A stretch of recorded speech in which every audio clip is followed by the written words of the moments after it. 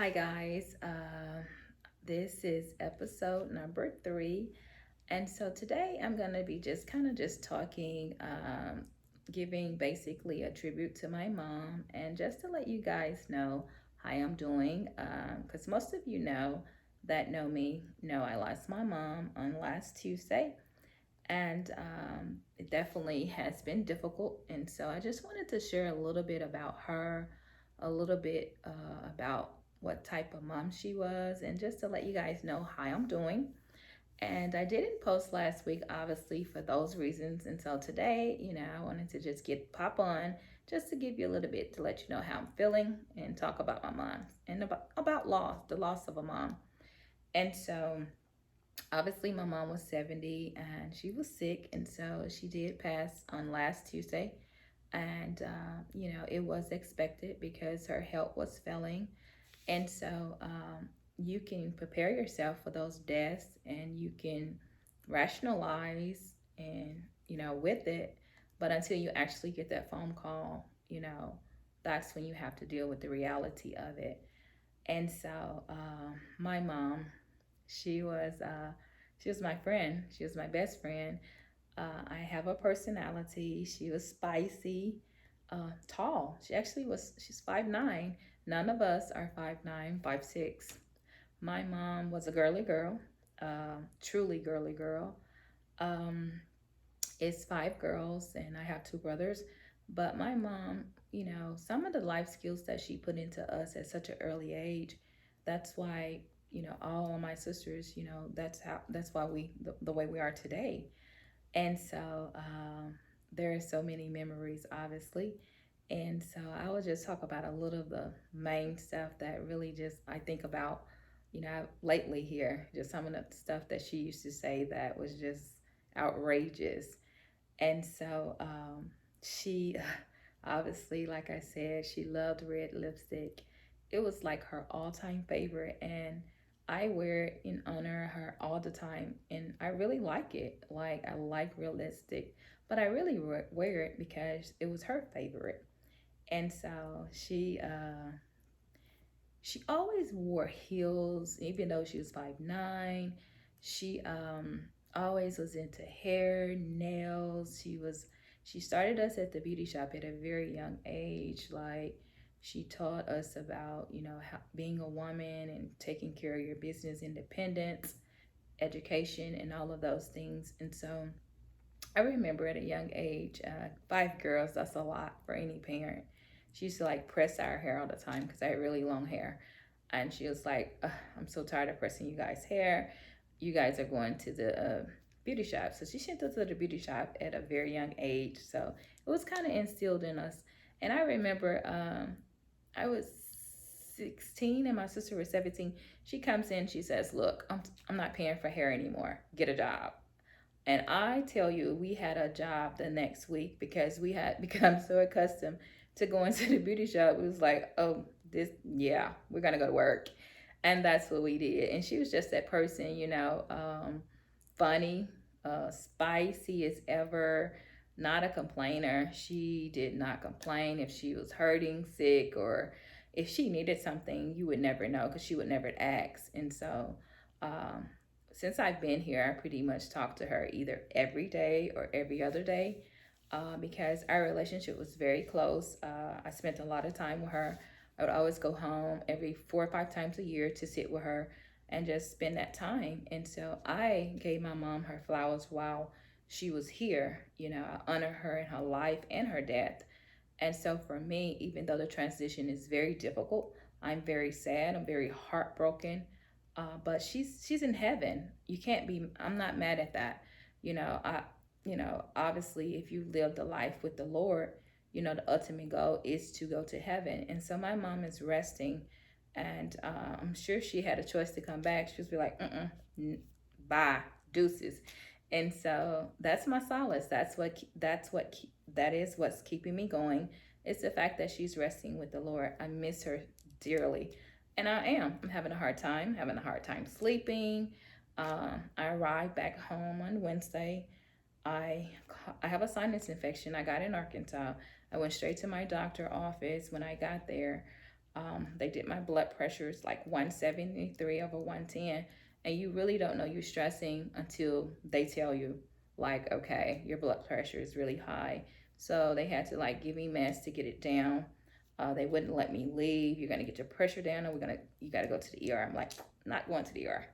And so it took about an hour to get it down. And so I guess the stress of everything, because when you're having arrangements, dealing with family members, black funerals, they have their own drama. So that just comes with the process. And so dealing with that and having to do a lot of the planning, I guess I was just overwhelmed, and I had to literally stop grieving and write my mom obituary because I had to get it done. And so you don't have time to have a meltdown. You don't have time to scream, yell. You have to, I basically prayed, kept my eye on the prize, and just got it done because it was a celebration. It was not a sad funeral services. We celebrated her life. It was a homegoing because to die in Christ is gain. I mean, there's nothing to be sad about other than missing their presence. And yesterday, I always call my granddaughter. And after my granddaughter, I'm like, I pick up the phone, finna call mom, right? Because this is what I do every day. And I just I was like, oh my God, Lord, this is reality. I can't call her. I can't delete a number on my phone. And I'm up through the night crying. So I technically cry myself to sleep every night, and it'll get better. I'm not sitting here whining. I'm thankful for the time that I had with her 70 years. She had a blessed life. My mom raised 9 children. That's a lot for a mom. And most of us, we are doing okay. We have careers, we have families, educated. And so she did a good job. And, she made her mistakes like most parents. That's what we do. I'm a parent. I made my mistakes with my daughter. But most of us, we do the best we can. And that's what my mom did. She's the best she could with what she had. And so she was just fun. And I think most of I know like my jokes and stuff, my personality, it does come from her because I definitely like to joke a lot and play a lot. And I have a very light personality. I remember this particular incident when she got a leg amputated.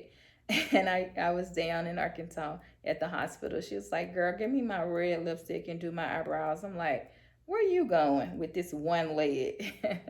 But that's the person she was. It didn't matter. She was really like into, making sure that her face was done and that red lipstick was, if she's in the ER, that red lipstick was in her purse. Like that was her thing. And she just loved red lipstick. And I did take a few notes about her because I didn't want to leave too much out. And my mom raised us in church at a very young age. She drug us like most black families. You don't want to go to church. It didn't matter. You didn't have a choice. And so I remember when we were kids, she would be playing church music at 6 a.m. And we would be like, what? And so on Sunday morning, we sleeping and she's blasting church music. And so I remember that, we didn't, it didn't matter what time you came home on Saturday night, you're going to church. And now I remember crying a lot. We cried. We didn't want to go because we were sleepy. We're kids. And now that, my relationship with God is so powerful and so important, I am so thankful that my mom and my dad raised us with that foundation to get to know Jesus at such a young age, because there are so many people struggling with so many things and they don't have that relationship. They're not able to tap in and when they're going through these struggles. And I've been talking to friends and they're like, how are you surviving? How are you smiling? How are you getting out of bed? My faith is strong. I used to be a very emotional woman, but I've learned, and I prayed. I asked the Lord to bring my emotions under subjection. So I don't act off my emotions. I can be totally destroyed inside and still take care of what I need to take care of.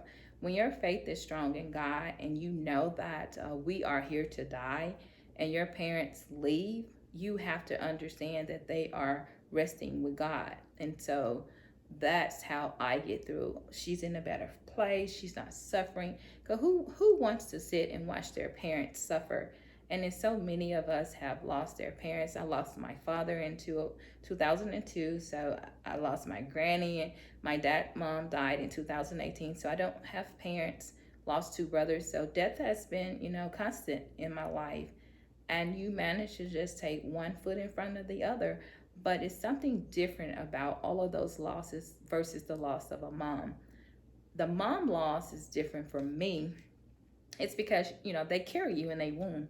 So you're in their body for 9 months, and they're nurturing you. This is the woman breastfeeding you. So that bond is so different from a dad or sister or brother. And so it's a different type of pain to deal with, because moms are moms. Everybody love mom. And so, you know I am utterly destroyed. But yeah, I can sit here and tell you guys about it and let you know you can make it. You can make it another day. You can still work. I still had a business meeting today. I went to work, and hey, I'm still here, and I'm still posting, letting you know I'm okay. I'm not good, but I'm okay. I'm still very, very sad.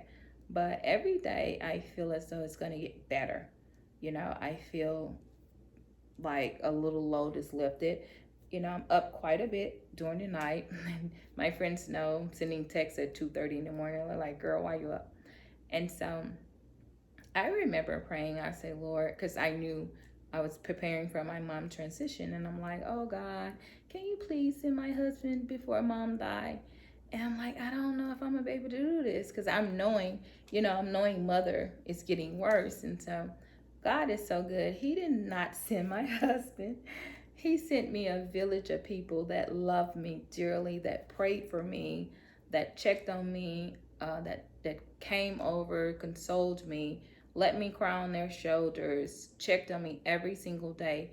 Not just a village. And I have such a beautiful village of people here in Texas that just truly love me and care about me. And so he didn't send my husband, but he sent me a village. And I'm just so grateful, because people don't have to be nice. But I come under the belief that when someone is being nice to you, you need to be grateful and appreciate that, because we people don't have to do that. And so when you present yourself friendly and you are a good person, you're going to reciprocate those things. And so I am so grateful for my village. And every time when I go to Facebook, I need my prayer warriors. You guys was there. You prayed, you sent messages, you sent direct messages, you just prayed for me. I am so thankful, because I feel as though without those prayers, I wouldn't be sitting here talking today.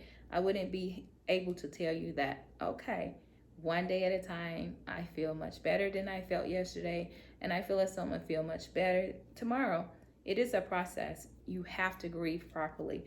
Of course, I'm traumatized because it was rough down there. We had a lot of problems.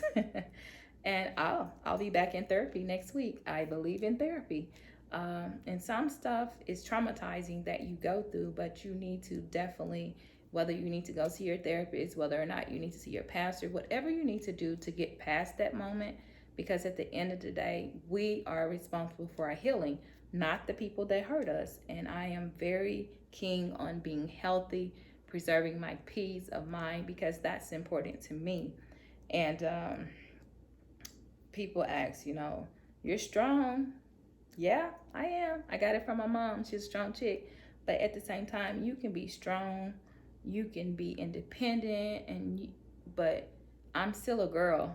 I'm still crying myself to sleep every single night alone. And so, but I'm praying. I'm asking God to just give me strength to get through the day.